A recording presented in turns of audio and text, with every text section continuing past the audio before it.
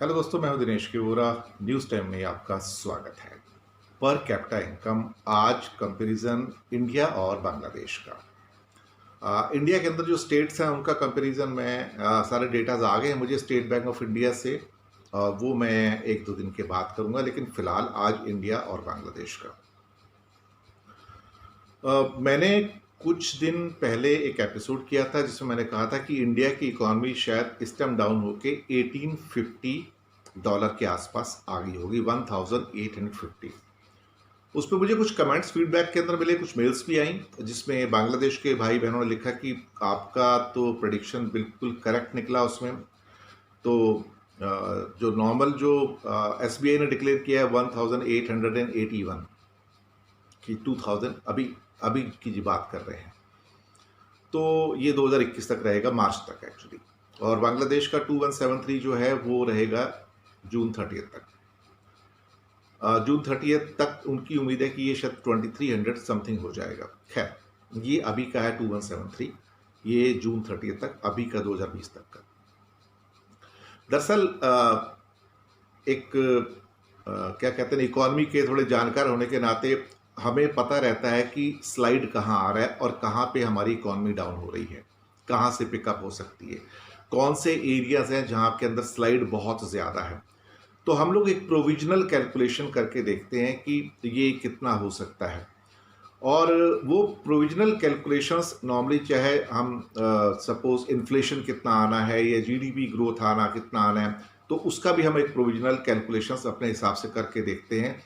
और हमने अक्सर ये पाया है कि हमारी जो कैलकुलेशंस हैं वो 18, 19, 20 करके आगे पीछे रह के वहीं तक रहती हैं, क्योंकि उसमें कोई बहुत ज़्यादा शॉक या वेरिएशन नहीं आता है।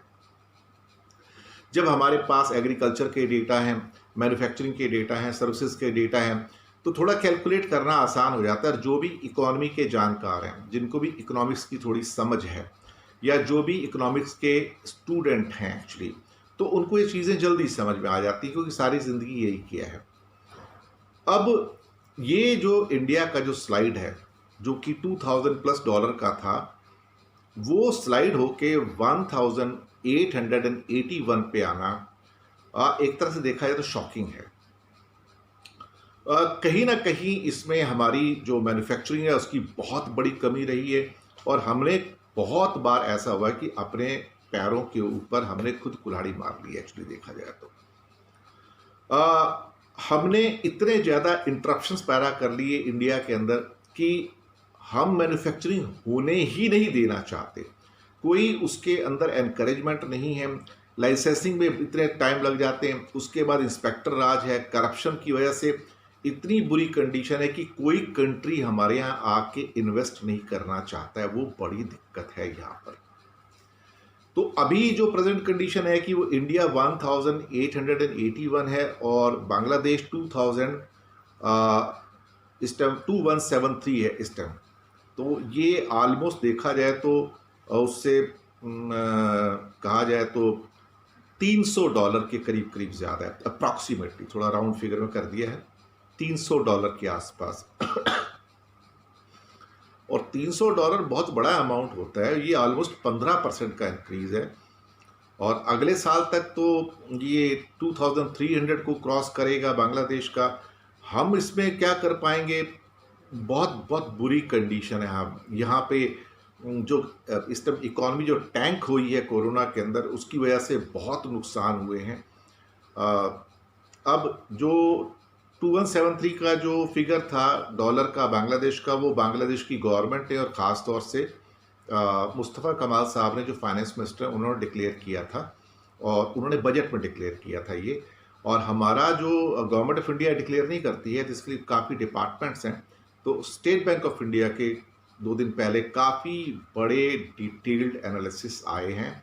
उनका जो चीफ इकोनॉमिस्ट हैं सौम्यकांति घोष, और उनके डेटास जो होते हैं परफेक्ट होते हैं, क्योंकि state bank of India India का सबसे बड़ा बैंक है, और उनके जो इकोनॉमिक पैरामीटर्स हैं, इकोनॉमिक एनालिसिस है, उसको बहुत ही रिकॉग्निशन और मान्यता है।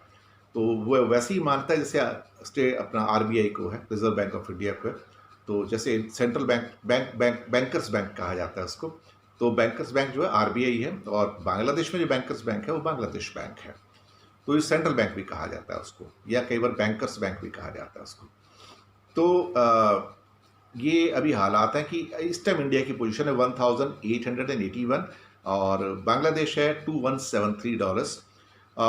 मुझे कई नेपाल के भाई बहनों ने और पाकिस्तान के भाई बहनों ने फीडबैक भेजी हुई है कि उनको भी ये अभी जो लेटेस्ट जो फिगर्स हैं, और चूंकि अभी उनका क्या कहते हैं कि बजट्स अभी आए हैं और ये इनका फाइनेंशियल ईयर अभी स्टार्ट हो रहा है 1 जुलाई को, तो अभी 30 जून को ख़त्म हो रहा है, तो डेटाज ऑलमोस्ट आ जाएंगे सारे के सारे। तो मैं आपको थोड़ा सा इंतज़ार कीजिए, वो कैलकुलेशन करके आपको बताऊंगा कि उनमें कितना स्लाइड आया, नेपाल का कितना स्लाइड है और पाकिस्तान का भी बहुत बड़ा स्लाइड है उसके अंदर। जब मैं बजट आया था तब भी मैंने पाकिस्तान और बांग्लादेश का कंपेयर किया था, आपको बताया था, तो वो भी मैं आपको करके बता दूंगा। लेकिन मैंने पहले भी कहा था कि पाकिस्तान का जो बेसिकली कहा जाए पर कैपिटा इनकम बहुत नीचे है एक्चुअली, तो और नेपाल उससे भी नीचे है एक्चुअली। तो वो मैं आपको करके एग्जैक्ट फिगर्स बता दूंगा। उसके पहले एक बार मैंने इंडिकेशन दिए भी हैं कुछ प्रोग्राम्स के अंदर, लेकिन मैं फिर भी एग्जैक्टली कैलकुलेशन करके आपको बता दूंगा कि किसके आसपास वो होगा एग्जैक्टली। बाद में तो ठीक है, रेस्पेक्टिव गवर्नमेंट्स उसको डिक्लेयर करती हैं, तो लेकिन वो ऑलमोस्ट सेम ही रहता है, थोड़ा बहुत आगे। जैसे कि मेरा अनुमान था कि 1850 और 1875 के आसपास इंडिया का ये पर कैपिटा इनकम होगा करीब करीब, और लेकिन 1881 में आया, तो वो उसी रेंज के अंदर आता है। कोई बहुत ज़्यादा मुश्किल से $25-30 का वेरिएशन है, कोई बहुत बड़ा वेरिएशन नहीं है वो। तो ये अभी की जो परिस्थिति है कि बांग्लादेश $2173 और इंडिया $1881। तो बांग्लादेश को इस बात के लिए बधाई। और साउथ एशिया के अंदर जो नंबर 1 है वो तो खैर वहाँ तक तो हम लोग नहीं पहुँचेंगे अभी, वो तो श्रीलंका है, तो बहुत ऊपर है, $4000 से भी प्लस है।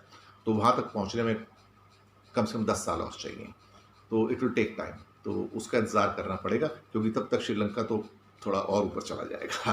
तो शुक्रिया आपका हमारे साथ बने रहने के लिए, और हाँ, सब्सक्राइब करना मत भूलिएगा, चैनल है आपका, और साथ में जो बेल आइकन है उसको भी दबाइएगा, ताकि जैसे नया एपिसोड आए वो आप तक तुरंत पहुंच जाए। शुक्रिया आपका।